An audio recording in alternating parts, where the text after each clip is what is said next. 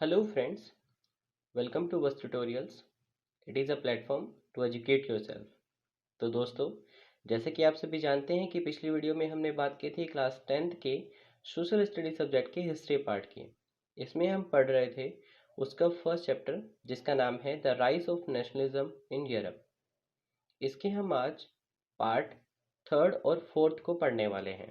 दोस्तों, इस चैप्टर के फर्स्ट और सेकंड पार्ट को हमने पिछली वीडियो में पढ़ा था, जिसमें हमने जोसेफ मैज़नी और साथ ही लिबरलिज्म को जाना था। इसके साथ ही बहुत से ऐसे टॉपिक थे जो इससे पिछली वीडियो में हम कवर कर चुके हैं। तो अगर आपने वो वीडियो अभी तक नहीं देखी है तो आप इस वीडियो के डिस्क्रिप्शन में जाकर उस वीडियो को देख सकते हैं। साथ ही दोस्तों, आज की इस वीडियो में हम बात करने वाले हैं एज ऑफ रिवोल्यूशनरीज यानी कि क्रांतिकारियों के युग की, और साथ ही बात करेंगे जर्मनी और इटली कैसे बने, कैसे उनका एकीकरण हुआ, इस बारे में। तो दोस्तों, आइए शुरू करते हैं अपनी आज की वीडियो को। तो दोस्तों, हमारा जो सबसे पहला टॉपिक रहने वाला है वो है द एज ऑफ रेवोल्यूशनरीज यानी कि क्रांतिकारियों का युग। इसमें हम ये जानेंगे कि क्योंकि रूढ़िवादी शासकों ने अपनी शक्ति मजबूत करने की कोशिश की, तो उदारवाद और राष्ट्रवाद एक क्रांति के रूप में यूरोपीय साम्राज्य में बढ़ने लगे, जिसमें उन्होंने ऑटोमन एम्पायर, आयरलैंड, पोलैंड जैसे क्षेत्रों को अपने अधिकार में लिया। अधिकार में लेने का मतलब दोस्तों यह नहीं है कि उन्होंने उस पर कब्जा किया है। दरअसल यहाँ पे इसका तात्पर्य यह है कि उन्होंने वहां पर अपनी इस क्रांति को बढ़ाया, वहां के लोगों को क्रांतिकारी बनाया। दोस्तों, इस क्रांति का जो सबसे पहला विद्रोह हुआ वो फ्रांस में जुलाई 1830 में हुआ, जिसके कारण बर्बन राजा को सत्ता से बदहाल कर दिया गया, सत्ता छोड़नी पड़ी उसको, और उसकी बजाय वहां पर लुइस फिलिप्स को एक हेड के तौर पे नियुक्त कर दिया गया इन क्रांतिकारियों के द्वारा। तो दोस्तों, इस सब के बीच इस पूरे तथ्य को समझने के लिए मैटरनिक का एक वाक्य मुझे याद आता है। मैटरनिक कहते हैं कि जब फ्रांस छींकता है तो पूरा यूरोप को सर्दी जुकाम होता है। दरअसल जैसा कि आप सभी जानते हैं कि नेपोलियन ने 1804 से लेकर 1815 यानी कि 1804 से 1815 तक बहुत सारे युद्ध लड़े और यूरोप के बहुत बड़े क्षेत्र पर कब्जा किया। तो इसी के मद्देनजर यह बात कही गई होगी, क्योंकि वो जो शुरू हुआ था वो फ्रांस से हुआ था, जैसा कि हमने 9th क्लास में हमने पढ़ा था। तो फ्रांस से वो शुरू हुआ था और वो इतने बड़े एम्पायर तक पहुंचा। तो इस बीच में उसने पूरे यूरोप का जो सेंटर बनाया वो फ्रांस को ही बनाया होगा। तो इसीलिए यहाँ पे मैटरनिक ये बात कह रहे हैं। दोस्तों, इसके उपरांत जो सबसे बड़ा विस्फोट हुआ वो हुआ था यूनान की स्वतंत्रता की लड़ाई के कारण। दरअसल यूनान की स्वतंत्रता की लड़ाई, ग्रीक वॉर ऑफ इंडिपेंडेंस, ने यूरोप में रहने वाले जो शिक्षित लोग थे, जो एजुकेटेड लोग थे, उन लोगों के बीच में राष्ट्र हित की भावना को कूट कूट कर भर दिया। वहाँ के जो लोग थे उनके अंदर ऐसी भावनाएं जगा दी कि वे राष्ट्र के लिए जिएंगे और राष्ट्र के लिए मरेंगे। जब तक वे यूरोप को एक संयुक्त राष्ट्र नहीं बना देते तब तक वो अपने जान में दम नहीं लेंगे। तो इस प्रकार की भावनाएं उनके मन में भरी, और उसका जो सबसे बड़ा कारण था वो था ग्रीक वॉर ऑफ इंडिपेंडेंस यानी कि यूनान की स्वतंत्रता की लड़ाई। तो दोस्तों, अब हम आगे बढ़ते हैं। अब हम पढ़ेंगे रोमानी कल्पना और राष्ट्र की भावना को, यानी कि romantic imagination and national feeling. National feeling अभी मैंने आपको बताया कि क्या है। दरअसल नेशनल फीलिंग का मतलब होता है राष्ट्र के लिए समर्पित होना, और रोमांटिक इमेजिनेशन का मतलब है कि हम सांस्कृतिक चीज़ों को इस्तेमाल करके या सांस्कृतिक चीज़ों के पक्ष में रहकर अपने राष्ट्र को निर्मित करें। दोस्तों, यह परम सत्य है कि किसी राष्ट्र का विचार केवल युद्ध अथवा रणनीति नहीं हो सकता। दरअसल कला और संस्कृति इसमें एक अहम भूमिका निभाते हैं। जो कला है, या हम कहें कि पोएट्रीज हैं, स्टोरीज हैं, म्यूजिक्स है, ये सब चीज़ें एक राष्ट्र के निर्माण में, एक राष्ट्र की भावना जगाने के लिए बहुत बड़ा काम करते हैं। ऐसा मैं इसलिए कह रहा हूँ क्योंकि जो रोमांटिक संस्कृति है, जो रोमांटिक इमेजिनेशंस हैं, ये इसी चीज़ के ऊपर बेस करती हैं। सांस्कृतिक क्रांतियां या सांस्कृतिक आंदोलन हो जो कि एक राष्ट्र की सोच को जन्म दें, वही रोमांटिक इमेजिनेशन है, वही रोमानी कल्पनाएं हैं। दोस्तों, रोमानी कलाकार जो होते थे वो सामान्यतः विज्ञान और तर्क वितर्क को गलत ठहराते थे, मतलब कि ये करना बिल्कुल गलत है। वो कहते थे कि केवल मनो की भावनाएं और आत्म शक्तियां, आत्मा की चेतना की चीजें, इन्हीं चीजों के बेस पर हम एक राष्ट्र की भावना को जागृत कर सकते हैं। और सही मायने में देखा जाए तो यह सत्य है कि किसी भी राष्ट्र की भावना को जागृत करना केवल इमोशन के जरिए ही पॉसिबल है, किसी भी वार के जरिए पॉसिबल नहीं है।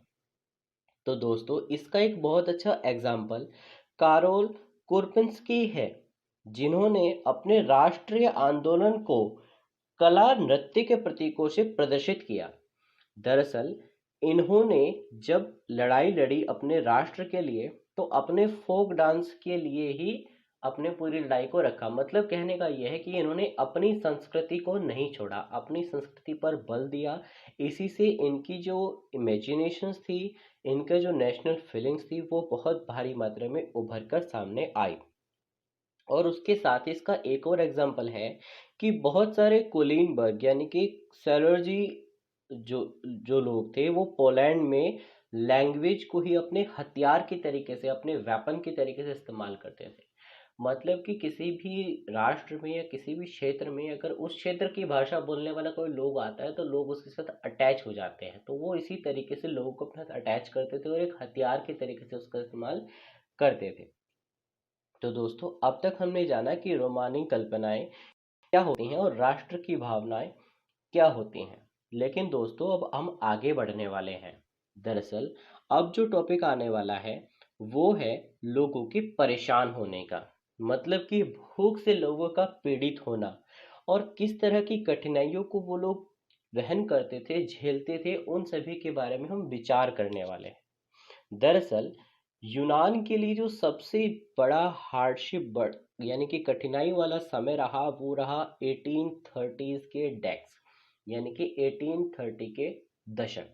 इन दशकों में वहाँ पर फाइनेंशियली, इकोनॉमिकली बहुत ज़्यादा प्रॉब्लम्स आई। ऐसा इसलिए हुआ क्योंकि जो इंग्लैंड से वहाँ पर कपड़ा आता था उसके साथ उन्हें प्रतिस्पर्धा करनी पड़ रही थी। क्योंकि वहाँ के जो लोग थे, जो साधारण बुनकर थे, वो अपने घरों में या छोटी छोटी फैक्ट्रीज में ही कपड़ा बुनते थे और वो ज़्यादा मात्रा में कपड़ा नहीं बुन पाते थे। जबकि इंग्लैंड में नई टेक्नोलॉजी के हिसाब से औद्योगिकरण होने के कारण वहाँ पर मशीनों के द्वारा कपड़ा बुना जाता था। इसीलिए इंग्लैंड से आए हुए कपड़े का दाम वह यूनान में बने हुए कपड़े के दाम से हमेशा कम होता था। इससे इंग्लैंड वाला कपड़ा बिक जाता था और उन लोगों का कपड़ा कम बिकता था। तो यही कारण था कि उन लोगों को फाइनेंशियल दिक्कतों का सामना करना पड़ा। और 1848 में तो इस चीज़ की हद हो गई जब उन लोगों को खाने की भी प्रॉब्लम आने लगी, क्योंकि वहाँ पर रोजगार पूरी तरह खत्म हो चुका था। इसी कारण उन लोगों को खाने की भी प्रॉब्लम आई। इससे गुस्साए लोगों ने लुई फिलिप्स को हटा दिया और इसी के कारण वहां पर गणराज्य की स्थापना हुई। इस प्रकार से उन लोगों ने क्रांतियां आरंभ की और 1848 में उदारवादी क्रांति ने भी जन्म लिया। जी हाँ दोस्तों, अब हम पढ़ने वाले हैं 1848 की द रेवोल्यूशन ऑफ लिबरल्स, यानी कि उदारवादी लोगों की जो क्रांति थी वो कैसे हुई। दरअसल Germany, Italy, Poland, Austro Hungarian empire के जो लोग थे वो सभी उदारवाद मध्य वर्गीय लोग अब अपने राष्ट्रीय एकीकरण आंदोलन को संविधानवाद के साथ जोड़ने लगे थे। मतलब अब उन्हें एक संविधान चाहिए था। तो ऐसा होने के कारण वहाँ के जो लोग थे वो सभी इकट्ठा हुए। फ्रैंकफर्ट में वो लोग इकट्ठा हुए और उन्होंने ऑल जर्मन नेशनल असेंबली के लिए वोट डालने का परामर्श रखा। उन्होंने उसके लिए वोट डाली। इसके उपरांत 18 मई 1848 को 831 इलेक्टेड रिप्रेजेंटेटिव जो थे वो पार्लियामेंट में फ्रैंकफर्ट की आए, जो कि चर्च ऑफ एसटी पॉल में आयोजित की गई थी। दोस्तों, इन डेट्स को और इन जगहों के नाम को हमें बहुत अच्छे से याद रखना है, क्योंकि ये आगे हमारे काम आने वाले हैं। आप बोर्ड के स्टूडेंट हैं तो आपको ये आगे बहुत ज़्यादा काम आने वाले हैं। तो दोस्तों, मैं दोबारा से रिपीट कर रहा हूँ कि 18 मई 1848 को 831 चुने गए सांसद फ्रैंकफर्ट की संसद में आए, और ये संसद चर्च ऑफ एसटी पॉल में आयोजित की गई थी। दोस्तों, लेकिन ये जो पूरी की पूरी संसद थी, इसने लोगों के साथ अच्छा व्यवहार नहीं किया, खासकर मजदूर लोगों के साथ। क्योंकि मैंने आपको पहले ही बताया कि यहाँ पर जो लोग चुने गए वो सारे के सारे मध्य वर्ग के थे, जैसे हमने पहले बात की उदारवादी मध्य वर्ग के। अब वो मध्य वर्ग के थे तो वो वर्कर्स यानी कि मजदूरों की और आर्टिशंस की मांगों को पूरा नहीं कर पा रहे थे। उन्होंने उनका विरोध करना शुरू कर दिया, और जब उन्होंने उनका विरोध करना शुरू कर दिया तो उनका जो एकजुट था, एकीकरण था, वो धीरे धीरे क्या हुआ, टूटने लगा। और फिर अंत में फोर्स को बुलाया गया और इस असेंबली को भी क्या कर दिया गया, भंग कर दिया गया। यह भी खत्म हो गई। अब दोस्तों, अब हम आगे बढ़ते हैं। दरअसल अब हम इस चैप्टर के उस टॉपिक को पढ़ते हैं जो आपके लिए तो बहुत महत्वपूर्ण है, क्योंकि बोर्ड में आपको बहुत ज़्यादा काम आने वाला है। अब हम बात करने वाले हैं जर्मनी के एकीकरण की। तो दोस्तों, जर्मनी की एकीकरण और इटली के एकीकरण के बारे में हम अब पढ़ेंगे। तो दोस्तों, शुरू करते हैं the making of Germany and Italy. सबसे पहले हम जर्मनी की एकीकरण को पढ़ेंगे, यूनिफिकेशन ऑफ जर्मन। लेकिन उससे पहले दोस्तों, आप एक बात मुझे सोच के बताइएगा, कमेंट बॉक्स में लिख के बताइएगा इनफैक्ट, कि क्या आपको ऐसा लगता है कि कोई आर्मी किसी नेशन का निर्माण कर सकती है, किसी राष्ट्र का निर्माण कर सकती है? लेकिन जर्मनी इसका एक साक्षात उदाहरण है। तो देखते हैं इसके यूनिफिकेशन को। दरअसल यूनिफिकेशन ऑफ जर्मनी हमने 4 सेक्शंस में डिवाइड कर दिया है, 4 कंडीशंस में डिवाइड कर दिया है। उन्हीं को हम एक एक करके पढ़ेंगे। इसकी जो सबसे पहली कंडीशन है वो है 1848 में जर्मनी के राज्यों को ऑस्ट्रिया के साथ मिलाकर एक जर्मन महासंघ की स्थापना का प्रयास किया गया, जिससे विवश फ्रैंकफर्ट में एक राष्ट्रीय पार्लियामेंट बुलाई गई, जैसे कि हमने पहले पढ़ लिया है। और उसको फिर धीरे ऑस्ट्रिया के विरोध के कारण ही क्या कर दिया गया, भंग कर दिया गया, या हम कहें कि सेना के विरोध के कारण उसको भंग कर दिया गया। अब दोस्तों, अब हम दूसरी कंडीशन पढ़ेंगे। दरअसल दूसरी कंडीशन 1864 ईस्वी में बिस्मार्क के नेतृत्व में प्रशिया और डेनमार्क का युद्ध कराती है। इस युद्ध में प्रशिया की जीत होती है और उसे सेल्विंग का प्रदेश प्राप्त होता है। इसके अंदर आपको मैं यह बात क्लियर कर देना चाहता हूं कि ये जो बिस्मार्क है, दरअसल बिस्मार्क अपने आप को रक्त और लोहे की नीति द्वारा इस एकीकरण की तरफ लेकर आया, क्योंकि यह सेना और कूटनीति इन दोनों के सहारे ही जर्मनी का एकीकरण कराना चाहता था। दोस्तों, अब हम आगे बढ़ते हैं अपनी तीसरी कंडीशन की तरफ, यानी कि तीसरी अवस्था की तरफ। इस अवस्था में 1866 ईस्वी में पर्शिया या जर्मनी का ऑस्ट्रिया के साथ युद्ध होता है, और इस युद्ध में उसको हैनोराउ, हेलस्टीन, लक्समबर्ग, कैसल और फ्रैंकफर्ट जैसे राज्य मिलते हैं। याद रहे दोस्तों, इस बीच में जो जर्मनी है उससे ऑस्ट्रिया का प्रभाव पूरी तरह खत्म हो जाता है, जो कि जर्मनी की एकीकरण के लिए बहुत ज़्यादा ज़रूरी था।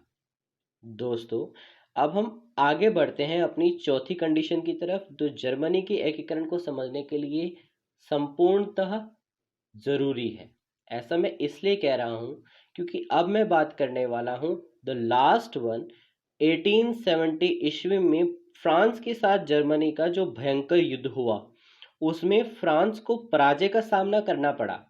और इस सब के होने के उपरांत जर्मन प्रदेश भी जर्मनी को मिल गया, वो भी जर्मन महासंघ में सम्मिलित हो गया। और प्रशिया के शासक विलियम प्रथम को 1871 ईस्वी में संयुक्त जर्मनी का सम्राट बना दिया गया, यानी कि वहां का किंग बना दिया गया विलियम फर्स्ट को 1871 में। इस प्रकार से जर्मनी का जो एकीकरण था वो संपूर्ण हुआ। दोस्तों, जर्मनी के एकीकरण के साथ साथ हमारे लिए इम्पोर्टेंट इटली का एकीकरण भी है। तो बिना देरी लगाए चलते हैं इटली के एकीकरण की तरफ। तो यूनिफिकेशन ऑफ इटली भी जर्मनी के यूनिफिकेशन की तरह ही 4 पार्ट्स में डिवाइडेड है। इसमें जो फर्स्ट कंडीशन है, पहला जो पार्ट है, उसमें आता है कार्बोनरी संस्था के सदस्यों ने इस दिशा में अनेक प्रयत्न किए। किस दिशा में? इटली के एकीकरण की दिशा में। लेकिन 1848 ईस्वी तक 1848 तक उन्हें सफलता नहीं मिल सकी। वहीं पर देशभक्त मैथ्सनी यानी कि जोसेफ मैथ्सनी की यहाँ पर बात हुई है। उसने नेपल्स तथा सिसिली के विद्रोह को सफल बनाने का प्रयास किया, लेकिन वो भी अपने लक्ष्य में असफल ही रहा। He succeed but failed in its mission. उसने कोशिश तो की, लेकिन वो अपने लक्ष्य को पा नहीं सका। वहीं पर अगर हम इसकी दूसरी कंडीशन के बारे में बात करें तो हम एक नए क्रांतिकारी का नाम मिलेगा। दरअसल इसमें हम बात करने वाले हैं कावूर की। दरअसल कावूर ने क्रिमिया के युद्ध में भाग लेकर फ्रांस और इंग्लैंड की सहानुभूति प्राप्त कर ली, यानी कि उनकी जो सिंपैथीज थी वो ली, जिसके कारण वो नेपोलियन तृतीय के साथ समझौता करने के लिए तैयार हो गया। और उसने 20 जुलाई 1858 को पैलेम्बियर्स का समझौता किया, द एग्रीमेंट ऑफ पैलेम्बियर्स किया या पैलेम्बियर्स एग्रीमेंट किया। और इससे उसने बहुत सारी चीज़ें जो थी वो पाली। वो सब चीज़ें क्या थी? सबसे पहले तो ये थी कि फ्रांस ऑस्ट्रिया को लंबार्डी तथा विनेशिया से निकालने के लिए सार्डिनिया को सैन्य सहायता देगा। मतलब कि ऑस्ट्रिया को लंबर्डिया और विनेशिया से निकालने की कोशिश की जाएगी, जिसमें सार्डिनिया भी उनकी मदद करेगा। साथ ही सार्डिनिया इसके बदले में फ्रांस को नीस और सेवाय प्रदेश कराएगा, मतलब देगा उसको। उसके साथ ही इटली की सभी जातियों को संयुक्त करके एकीकरण किया जाएगा और रोम के पॉप के अधिकार सुरक्षित किए जाएंगे। इस प्रकार के समझौते को साइन करने के बाद भी जो नेपोलियन थर्ड था उसने वेलाफ्रैंक की संधि कर ली और वो उनसे फिर से अलग हो गया। इसके उपरांत जो थर्ड कंडीशन थी उसमें गिरिबाल्डी ने एक अहम भूमिका निभाई। सिसिली की विद्रोह का लाभ उठाकर गैरिबाल्डी ने सिसिली और नेपल्स पर अधिकार कर लिया और बाद में गैरिबाल्डी ने इटली के एकीकरण के लिए नेपल्स और सिसिली सार्डिनिया के राजा को प्रदान कर दी। इस समय मध्य इटली के राजा जो थे उनके राज्य पार्मा, मोडेना और टस्कनी भी सार्डिनिया में मिला दिए गए। इसके उपरांत चौथी कंडीशन, तो फोर्थ कंडीशन में जो युद्ध हुआ ऑस्ट्रिया और प्रशा के बीच में 1866 में वो युद्ध हुआ और इसका लाभ उठाकर विक्टर ने वेनेशिया को अपने साम्राज्य से मिला लिया। अंत में रोम पर आक्रमण करके विक्टर एमेनुअल ने उस पर अधिकार कर लिया। इस प्रकार से इस तरह से 20 सितंबर 1870 एडी को इटली का भी एकीकरण पूरा हो गया। तो इस प्रकार से दोस्तों ये एकीकरण पूरे हो गए हैं। अब जो हमारा नेक्स्ट पार्ट है उसमें हम इस चैप्टर में आए हुए पोर्ट्रेट को बहुत अच्छे से स्टडी करने वाले हैं। तो दोस्तों वो चैप्टर भी आपके लिए इम्पोर्टेंट होने वाला है, क्योंकि वो चैप्टर जो है आगे का, उस चैप्टर में आपको एक क्वेश्चन मिलेगा जो कि आपके बोर्ड में ज़रूर आएगा। तो आप याद रखिएगा, उस वीडियो को देखना मत भूलिएगा। तो मिलते हैं हम अगले वीडियो में। लेकिन दोस्तों, हमारी अगली वीडियो देखने के लिए आपको वस्त ट्यूटोरियल एजुकेशन को सब्सक्राइब करना होगा और साथ ही नोटिफिकेशन बेल आइकन पे क्लिक करना होगा। इस वीडियो के पसंद आने पर आप इसको लाइक और शेयर करना बिल्कुल ना भूलें। अब तक वस्त ट्यूटोरियल एजुकेशन के साथ जुड़े रहने के लिए आपका बहुत बहुत धन्यवाद। मिलते हैं अगली वीडियो में, तब तक के लिए take care and good bye.